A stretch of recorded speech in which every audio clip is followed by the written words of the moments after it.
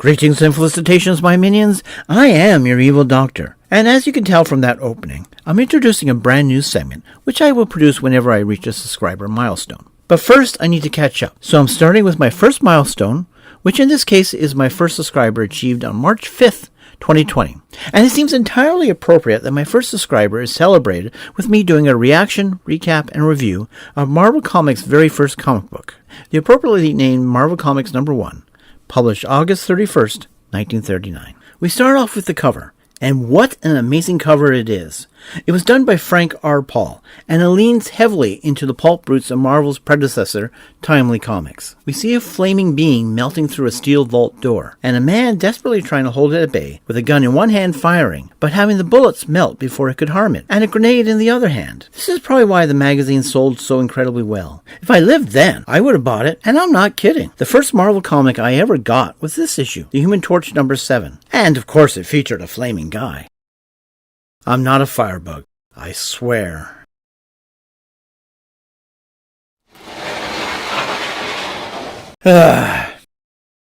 So we open the book, and the very first page we find, a page titled Now I'll Tell One by Fred Schwab, under the pen name Ed Wood. Basically, it's a bunch of silly one-panel jokes, and I use the term jokes loosely here, because they are the most unfunny, dumb attempts at humor that I've ever read. I can picture the artist trying to explain the jokes to someone, and that person nodding their head back at him in the patronizing way that says, I understand the joke, it's just not funny. I'm sure the actual Ed Wood probably found them funny, but the less time we spend on this, the better, because this is not what we're here for. So we come to our first feature and cover story, The Human Torch by Carl Burgos. And right off the bat, we see something interesting. No splash page. Just a title banner, which is very similar to the layout you would have found in the Sunday comic pages, or Saturday comic pages if you were like me and grew up in Canada without a Sunday newspaper. The story starts in the laboratory of Professor Horton, who is talking to a couple of reporters about a problem he has in his work creating a synthetic man. He then takes them to another room, and we're introduced to his creation in a glass tube he calls the Human Torch, a red-haired, blue-suited Human Torch, which is very different from the blonde-haired, red-suited Torch we're more familiar with. But it is interesting insofar that the second Human Torch would become the one known for wearing a blue uniform. It's also very much an iconic moment that was even reproduced in the Marvel film Captain America, the First Avenger. Anyway, Horton demonstrates what happens to the torch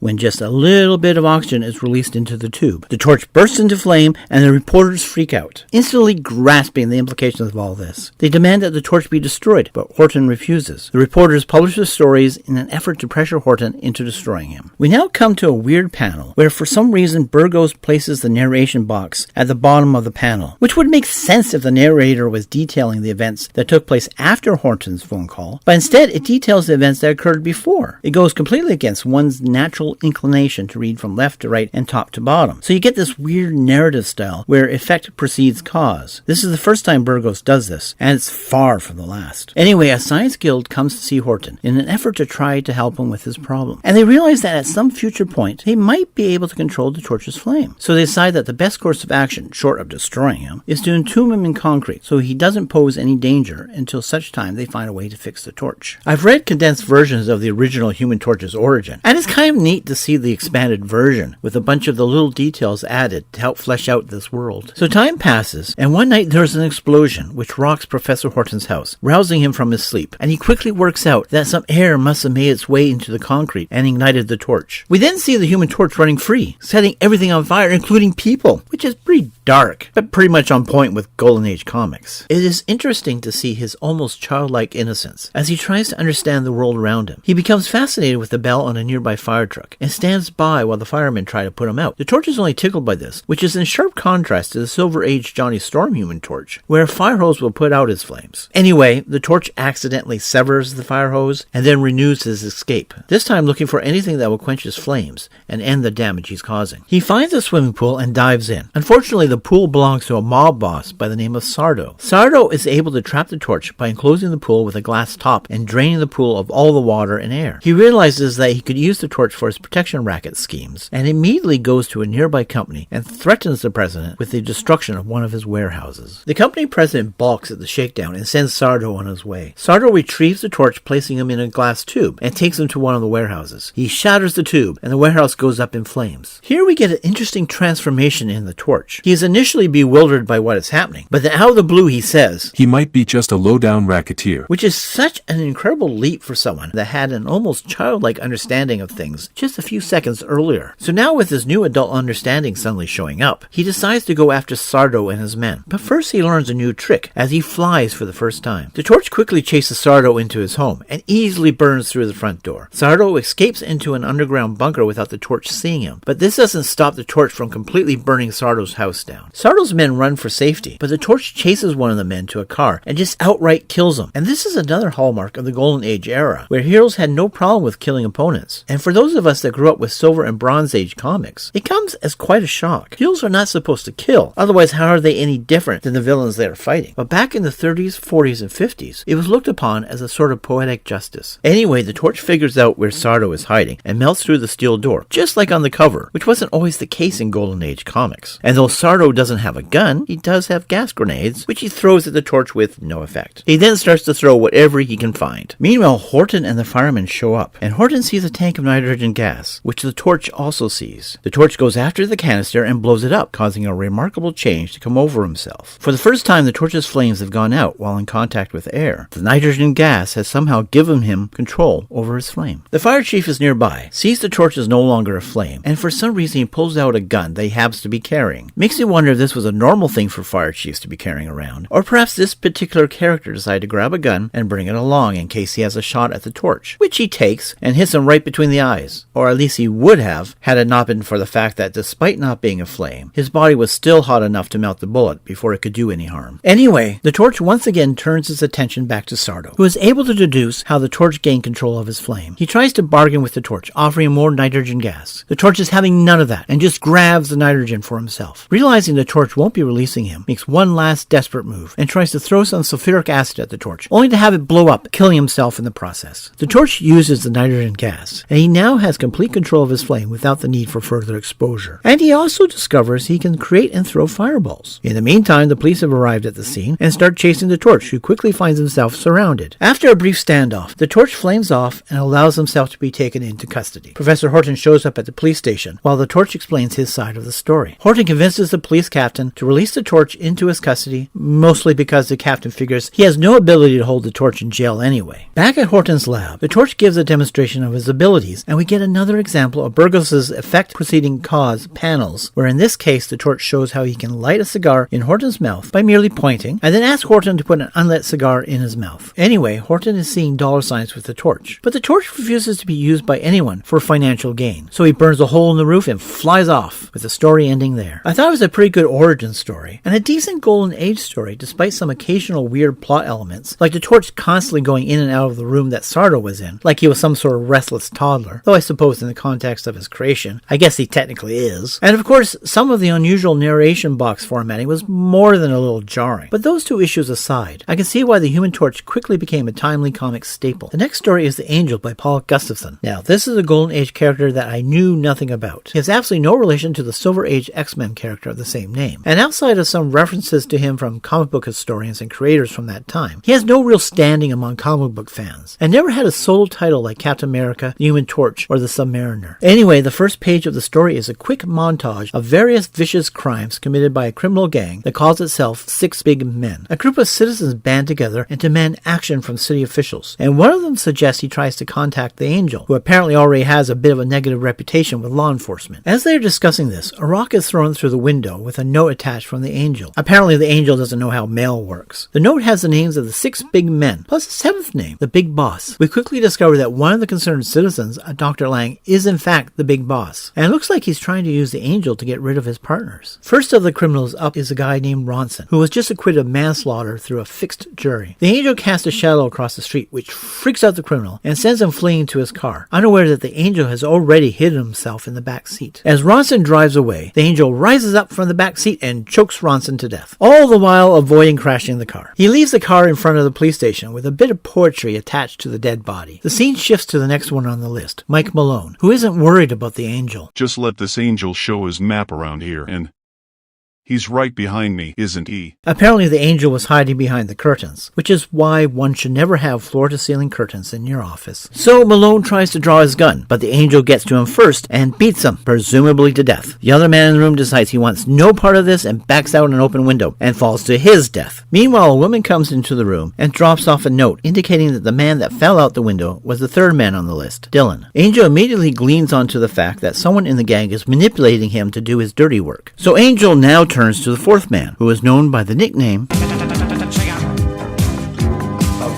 Angel manages to sneak into Trigger's apartment and subdue one of his goons before he's discovered. Angel is quickly surrounded and eventually captured, so at least we avoid the tedium of him winning every fight. So with our protagonist tied up, Trigger plans to kill Angel slowly with a Tommy gun. I'm not sure how that works, but perhaps that was something mobsters in the 30s did. Who knows? Anyway, at that last moment, the mysterious lady shows up and orders Trigger to stand down. He balks at the order, and she pulls a gun on him, and he backs down. It's here that we find out that her name is Lil, and that she works for the big boss. Lil tells Trigger that the big boss wants them, and the third person, the fifth man on the list, Steve Ankle, to drive the angel out to the woods to do away with him. This confirms to the angel that it's the big boss that's behind all these events. They reach the woods, and the angel is tied to a tree. And here we have a typo where the angel says, "I think I let this so too far," instead of, "I think I let this go too far." Anyway, Lil cuts the ropes binding the angel to the tree and suggests a strategy to deal with both Trigger and Ankle. Angel manages to capture Ankle and tries to use him as a human shield, but Trigger says he's going to fire anyway. Ankle manages to draw his gun, and both he and Trigger end up killing each other. Unable to catch Lil, the angel decides to track down the sixth man, Dutch Hansen, and of course kills him after Dutch tries to pull a gun on the angel. The angel sees a bank deposit slip being prepared with instructions from the big boss, so he waits at the bank for the boss to arrive, and sees Lil arrive with Dr. Lang, who, of course, was revealed earlier in the story to be the big boss. Apparently the six big men agreed to launder the ill-gotten gains in the bank for 1 year, and then split it between themselves. But Lang, of course, wanted the money all to himself, which led to the six big men being taken out by the angel. Why would the six big men even agree to such a ridiculous proposition in the first place? They had a successful operation going, they were basically untouchable by the law, they could have kept this up indefinitely, divvying it out on a monthly or even a weekly basis. Lang could still have been motivated to kill off his partners, so he could have full control of all the rackets. But even there, he would still need underlings to watch over the various criminal enterprises, which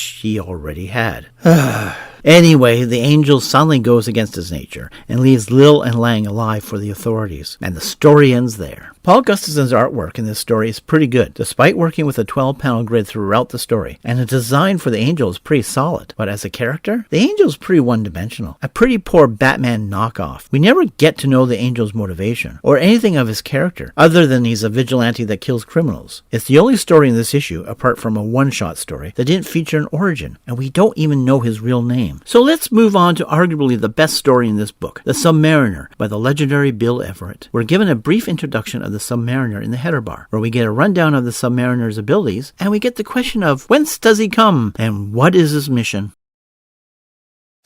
Oh, and yes, this will make more sense as I continue with future installments. But for now, I will just point out that the Submariner is wearing his traditional swim trunks with a belt. And in this case, they are colored black. In his 1950s run, they would be blue. In his initial Silver Age appearance, they would be red, before settling on the color green that most people are familiar with. And what's also interesting is that unlike Carl Burgos and Paul Gustafson, Bill Everett here uses a layout that is much more modern, using larger panels that really allows him to add detail to the art, and it benefits greatly from it. Anyway, the story itself opens on a salvage ship exploring an undersea wreck. One of the divers makes an observation that appears that the wreck has been recently visited. The captain orders two divers down to investigate further, where they see what looks like a man swimming without a diving suit. We then switch perspectives to the Submariner, who thinks the divers are robots of some kind. He cuts the divers' air hoses and communication lines, while thinking he's disabling their control wires. He then proceeds to stab one diver to death, and crushes the head of the other. Yeah, it's pretty brutal. The crew on the salvage ship send another diver down to find out what happened to the first two divers. That diver sees his dead crewmates and rises back to the ship in a panic. After he reports what he saw, the ship attempts to flee and report to the Coast Guard, but the Submariner gives chase, destroys the ship's propeller and rudder, and promptly drives the ship into a rocky shoal, presumably killing everyone on board. The Submariner drags the bodies of the two divers he killed back to an undersea kingdom and presents them to his leader, a humanoid being with fish-like features. It is also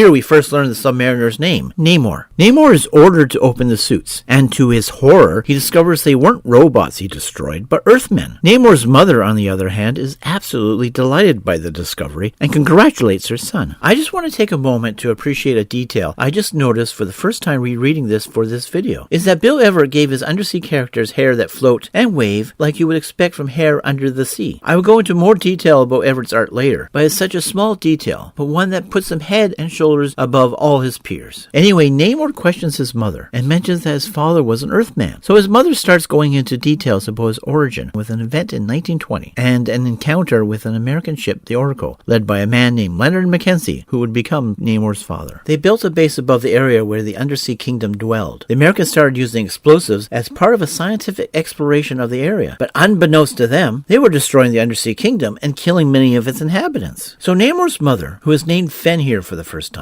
is called before their elder, and because she bore resemblance to the Americans, she was asked to spy on them. So she goes to the ship and poses as a stowaway and is brought before the captain. Mackenzie takes pity on her, giving her warm clothes, which she found suffocating, and food that she couldn't really eat. Mackenzie also started teaching her English, and they grew closer, to the point they fell in love and were soon married. We also find out the name of this undersea race, which is, wait for it, the Submariners. That's right, not Atlanteans. That wasn't used as a name until Namor's reappearance in the 1960s in the pages of the Fantastic Four. Anyway, Fen advises against attacking the ships, but a small army is still raised, but destroyed by bombardment from above. So because of the massive destruction, the Submariners vowed revenge and rebuilt their society towards that end. And now Namor is also put on that path. If you notice in this panel, there's a little green blank box at the bottom. Originally that was a text box that was supposed to say, "To be continued." The story was originally supposed to appear in a free giveaway comic called Motion Pictures Funnies Weekly, but was never published, except for a handful of samples, and so the story was to end at that point. However, when the story was brought over to Timely Comics to be placed in Marvel Comics #1, 4 more pages had to be added. So the story continues, and we're introduced to Namor's cousin Dorma, who wants to come along on his mission of revenge. In the next panel, we see Dorma, like Namor, has little wings on her ankles, which makes me think that Bill Everett was trying to convey the idea that mixed human submariner heritage was not that uncommon. Anyway, Namor and Dorma make their way to the United States and stop at a place called Cape Anna, and they spy a lighthouse. Namor gets the idea to wreck the controls so passing ships would be endangered. He knocks at the door and then forces himself inside. What's really interesting about this page is that after having very text-heavy dialogue and story up until now, we suddenly have a page with very little dialogue and no narration, including 2 panels with no text whatsoever. In fact, the action on the last 3 pages is pretty blistering. Namor starts to wreck the controls, fights the lighthouse keepers, and smashes the beacon. Namor and Dorma find themselves surrounded as reinforcements arrive. Namor spies a plane approaching and flies Dorma up to the plane and tosses the pilot out into the ocean. From the story, we can see that Dorma, despite also having winged ankles, does not have the ability to fly. That seems like a strictly Namor thing, so she needs Namor to carry her. She also doesn't seem to have the same strength level, as she was easily subdued by one of the lighthouse keepers. Namor instructs Dorma to ditch the plane somewhere, and then dives back into the water to continue his crusade against white men. This is perhaps one of those panels that is most often taken out of context for those using the argument that politics has always been in comics. Of course, politics has always been in comics, both subtle and overt, but this is not an example of it. Namor's crusade was the result of his mother putting a bug in his ear about the destruction of their home 19 years earlier by the white men, which in this case means Americans. But the conflict is based on a misunderstanding that Fen at no point tries to clarify either then or now. The Americans use the explosives while being completely unaware of the existence of the submariners below, and when Fen goes to investigate, at no point does she reveal who she is, or that there's a race of people being slaughtered by the American explorations. And Mackenzie and the Oracle leave without realizing they just had a negative encounter with another race of people. I think Fen is originally supposed to be cast as a Lady Macbeth type, in this case manipulating her son for some personal scheme of hers, perhaps a grab for power for herself or her son. I think the journey that Bill Everett set out for Namor was not just one of adventure and conflict, but also to slowly come to understand his perceived enemy, not as monsters, but as people. When you look at this story on its own, it's easily the best one in this issue. Just a solid story from start to finish that still holds up today. Bill Everett is best known for being an artist, but his writing skills were pretty damn good. And speaking of his art, compared to his later work, it's not great, but compared to other art of that time, it's pretty good. He makes good use of shading, uses larger panels that show off detail, and makes a real effort to make it look like the action underwater is in fact underwater, with flowing hair and what appears to be the use of watercolors that unfortunately unfortunately didn't translate well to the printing process of that time period. And while the Human Torch may be my favorite character, the Submariner might be my favorite series in early Marvel Comics. Our next story is an American Western called The Masked Raider, which, even though he's not given credit in the story, was created by L. Anders. We quickly learn there's a man named Carl Brunder who is head of a community called Cactusville and has been trying to buy up all the land of the smaller ranchers at a reduced price. His gang captures one of the ranchers, a man by the name of Jim Gardley, and brings him to Brunder. While his name is momentarily misspelled as Brunter, he threatens a tied-up Gardley and calls the sheriff. He accuses Gardley of stealing some of his cattle, an accusation that the sheriff believes. So Gardley ends up in jail. Realizing he can't convince the sheriff of his innocence, he comes up with a plan for a jailbreak. He pretends to be ill, which the sheriff falls for, and is promptly knocked out by Gardley. He quickly escapes, steals a horse, and heads literally for the hills. He lets the horse go presumably because he expects everyone will know he stole that specific horse, and everyone will assume that the man riding it is Jim Gardley. So he raids his ranch for supplies, practices shooting, and goes looking for a new horse. He finds a wild white horse and works at corralling and breaking him. He calls the horse Lightning and is able to finally tame him. Now, with everything prepared, Gardley dons a black mask and scarf and a slightly different type of red shirt, so he won't be recognized. And the Masked Raider is born. Meanwhile, back in Cactusville, Brunder and his gang set their sights on another small rancher by the name of Bleck. The gang shoots the rancher and sets fire to the ranch, killing Bleck's wife. Even the sheriff is horrified by these turn of events, but Brunder doesn't care and predicts that this latest act of terror will get the rest of the small ranchers to sell to him. And later he's proven right, as a majority of the ranchers chose to sell. But Brunder has very little time to celebrate, as one of his men shows up dead at his front door, with a threatening note attached to him, signed by the Masked Raider, which is probably where the Angel got the idea from, though we've yet to see the Masked Raider throw a rock with a note attached through a window. Anyway, the Masked Raider decides to pay a visit to the same sheriff that locked him up, and asks if he wants to stand against Brunder. The sheriff says yes, but the partnership doesn't go unnoticed. A member of Brunder's gang is about to shoot him, when another of the gang witnesses it and asks to join In on the fawn! in apparently a loud enough voice that the Masked Raider could hear it. He goes out the back of the sheriff's office, knocks out the two would-be assassins, and drags them into the jailhouse. The Masked Raider's next target is one of Brunder's top men, Slick, who becomes the second person on this page to exclaim, You're masked! I can see why he's called Slick. He was able to pick up right away that the Masked Raider was in fact masked. So Brunder's men quickly come to Slick's aid, but the townspeople in turn come out to help the Masked Raider, and a whole brouhaha erupts, all in the space of a single panel. Anyway, Brunder takes off with the Masked Raider hot on his trail. Brunder is quickly lassoed, and is left for the townspeople to take care of. The story ends with the sheriff wondering what the Masked Raider will do next. It's an okay story. Nothing special with either the writing or art. The premise of the wrongfully accused man is a well-worn tale that's taken from Victor Hugo's Les Miserables, but it's still effective. His costume is okay, nothing flashy, but I guess it fits in with the premise of the Old West. And of course it's a Western, which is not a genre which I have any real interest in, but overall the potential was there. He had a name and an origin story, but although Western comics would become one of the cornerstones of Atlas and Marvel through the 50s and 60s, the Masked Raider would fall into complete obscurity, having only appeared in Marvel Mystery Comics. He has resurfaced in recent years, but we don't talk about that on this channel. Ever. Anyway, the next story is called Jungle Terror by, and I'm not sure about the pronunciation, Art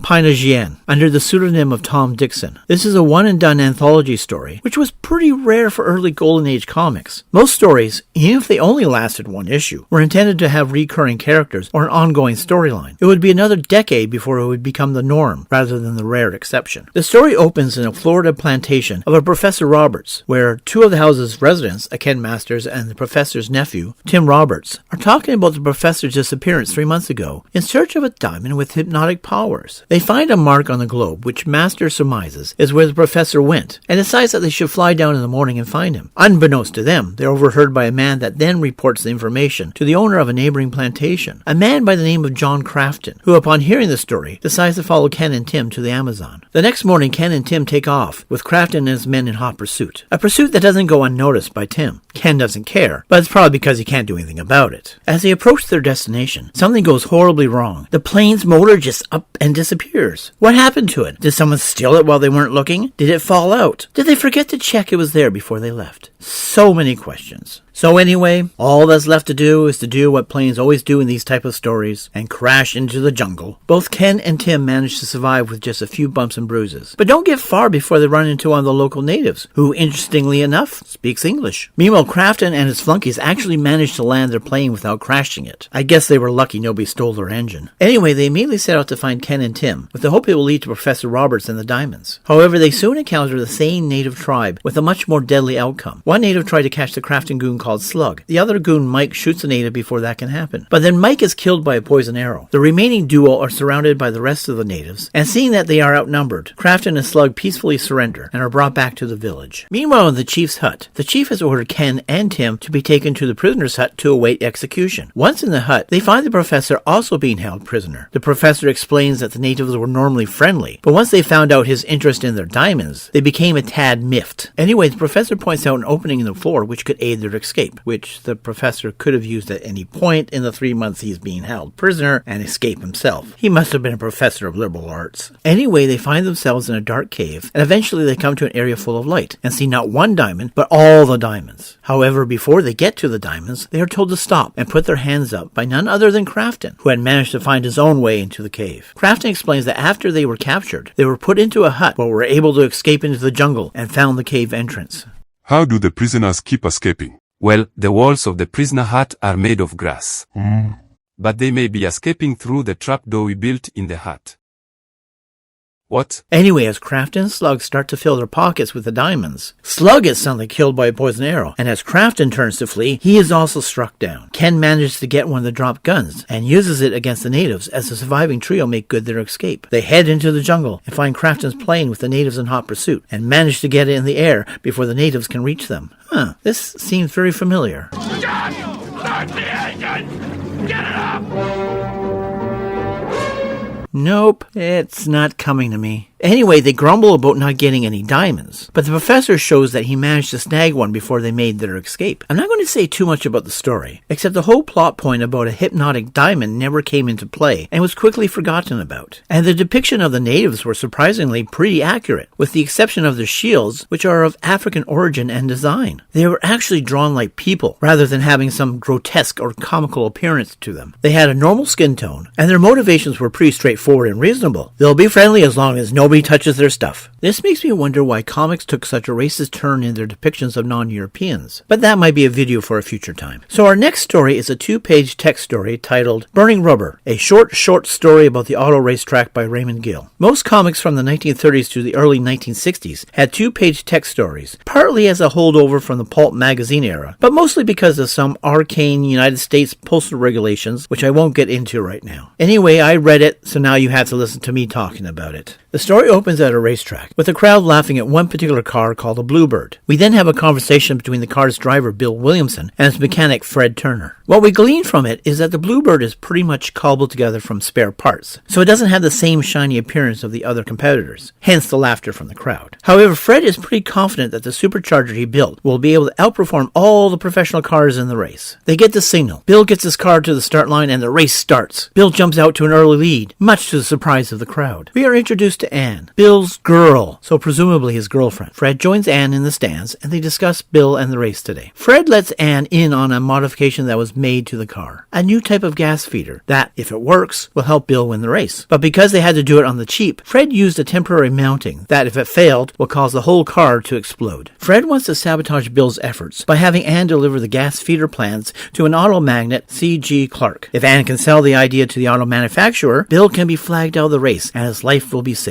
As Bill continued in the race, he noticed that there is gasoline hitting his face, meaning the mounting was starting to fail. And as that was happening, Anne was talking to the starter responsible for the racing flags. And this is where it gets confusing. The starter gives Bill the checkered flag, which means victory, rather than the black flag, which means disqualification. And the story indicates that the other racers still had another lap to race. However, the story also has Bill angry that he was flagged out of the race, and having both Anne and Clark trying to calm him down, saying his life was saved, and that Clark wanted to purchase a new gas feeder leader design, making Bill happy again. The story ends with Fred chiming in that Bill finished the race a whole lap ahead, and the rest of the racers were competing for second place. It's almost like the author had two endings in mind, and ended up mashing them together. Anyway, we now come to the final feature, and we're introduced to another familiar Marvel name, Ka-Zar. Here we get the closest thing to a splash page where we see Ka-Zar, an assortment of named animals, and something else that is interesting. We get a creator credit to a Bob Bird, who originally created the character for Martin Goodman's Pulp magazine line in 1936, making Ka-Zar Marvel's oldest character. We also see the hype machine, with Ka-Zar being described as the famous character. Despite having only 3 issues, with the last one in 1937, it would have been more accurate to say ripping off that famous character Tarzan. Now, to be clear, this is the Golden Age Ka-Zar. The character we're most familiar with is a Silver Age reboot, with a new name, origin story, and location. The story opens with an introduction to the character of John Rand, a rich diamond miner from Transvaal, flying with his wife Constance and son David. The name of Rand is interesting because the name of the Marvel character Iron Fist is Danny Rand, and yet there is no connection between the two characters. I mean, come on, Marvel. The connection is right there. You make connections over the most obscure and inconsequential things, so why are you overlooking this? Anyway, we're in a plane, and it's over the jungle in the Belgian Congo. So naturally, we know what's coming next. The plane crashes into the jungle because that's what planes do. Plane sees jungle and must be with jungle. It's a basic law of aviation and fiction. All 3 members survive the crash, but Constance has a broken leg, so John has to set it. And while she recovers, we see David developing an affinity for the animals in the jungle. And we see for the first time Zar the lion, even though lions are a plains animal and live nowhere near the jungle. We're also introduced to Najaga, the leopard, which in fact live in the Congo rainforest, and who is very interested in making a meal of David. But fortunately, John has a rifle and is able to wound the leopard and drive it back into the jungle. John marvels at David's lack of fear of any of the animals. One day, John shoots a green emerald snake he thinks was threatening David, only for David to say that he's my friend. Which could be true. The green emerald snake, better known as the emerald tree boa, is a non-venomous snake that is prized as pets and mostly eats birds and rodents and would be no threat to David. But on the other hand, it is native to South America, so. Anyway, John is able to build some shelter while they wait for a rescue plane to find them, which does in fact show up. John lights a signal fire and waves a tarpaulin to get the plane's attention, but unfortunately it's being flown by the most nearsighted pilot ever. Despite actively searching for the Rands, he completely fails to see the smoke and flies off in a different direction. Day after day, the planes would come, but each time it was further and further away, until the search was called off completely. During this time, Constance fell ill with a tropical fever that would eventually kill her. John considered suicide, but decided to live so he could continue taking care of David. He then decided to make plans to try to reach the nearest outpost, but nature had other plans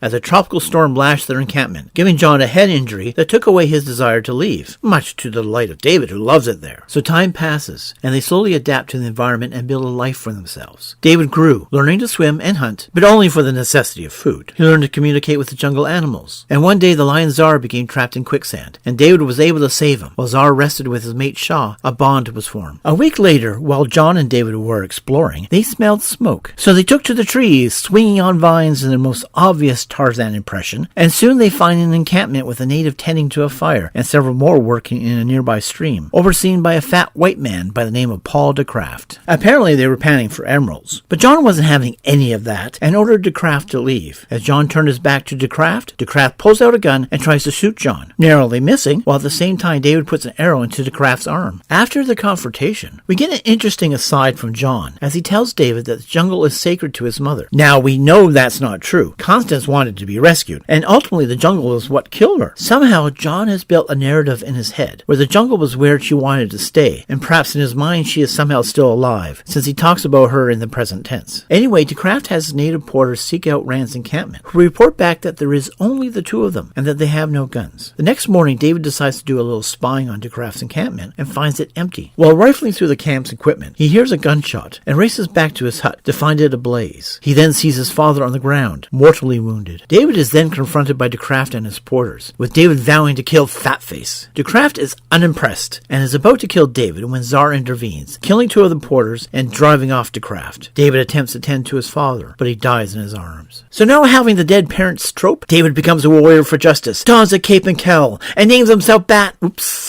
wrong orphan. David, now homeless, is invited by Zar to share his cave, which I don't think lions live in, but he's already living in the jungle, so I guess that ship has already sailed. David now becomes Ka-Zar, which in the language of the lions means brother of Zar. And that was the end of Ka-Zar's first comic book appearance. Ben Thompson did the writing and art for this story, though the story was wholly adapted from the Bob Bird story that appeared in the Ka-Zar #1 pulp magazine. Even so, I enjoyed both the story and the artwork, despite Thompson working with small grid panels. The depiction of the African tribesmen didn't approach the same standard applied to the Amazon natives in Jungle Terror, but still managed to avoid the more grotesque depictions that dominated Golden Age comics later on. Well, almost. So that was the first issue of Marvel Comics, a comic book that launched one of the most dominant comic book companies of the last century. I hope you enjoyed this rather lengthy subscriber special, and until next time, stay evil.